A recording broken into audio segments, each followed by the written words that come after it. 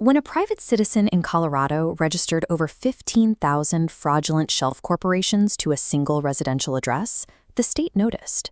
Marcio Garcia Andrade built an industrial-scale operation, selling these empty business entities to buyers looking to manufacture credit histories or evade contracting requirements.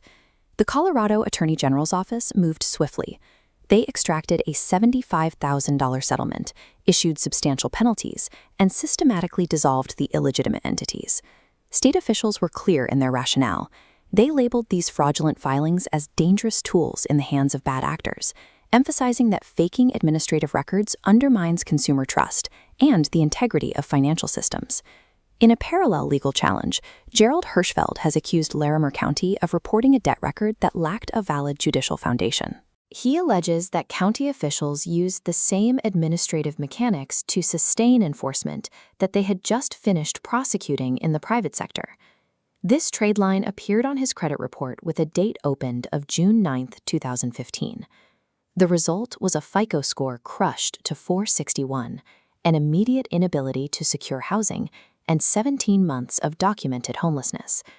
The same state that lectures private actors about the dangers of fraudulent filings now faces claims that its own agencies employed nearly identical record-keeping failures against a private citizen. Colorado's judicial database is called the ICON system.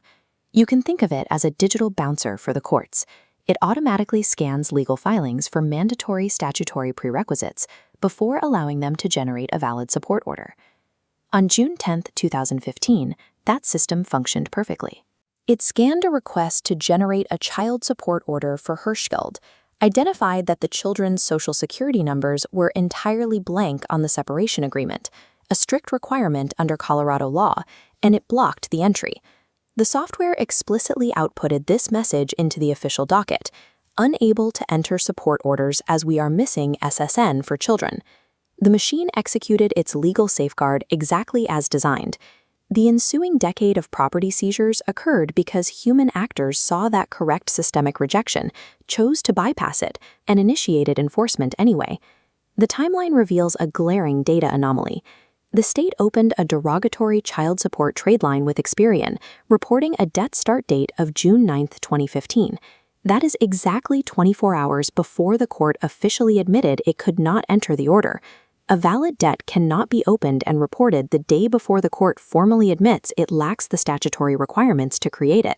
This temporal contradiction shows the state began hostile enforcement actions and damage to citizens' credit before a legal debt even existed. 7 years passed. Then, on June 2, 2022, an entry suddenly appeared in that same ICON register, explicitly titled Child Support Order 1. By officially labeling it the first order, the database categorizes the preceding 7 years as lacking any prior judicial authorization. This database table reveals the metadata for that specific entry. The fields for filing ID, the filing party, and the authorizer, meaning the judge who supposedly signed it, are all listed as NA. No judge ever signed this order. It is an administrative fabrication. Operators manually inserted a data patch, attempting to create a retroactive legal hook to legitimize years of unauthorized seizures. This court filing documents the county's response. When Larimer County final policymakers received explicit written notice of this missing foundational order, they conducted no investigation. Instead, the Board of County Commissioners voted to defend and indemnify the officials involved. The county's Human Services Director openly defended the enforcement. She downgraded the total lack of foundational jurisdiction and the unconstitutional 2022 data patch into what she characterized as mere notations of the court clerk.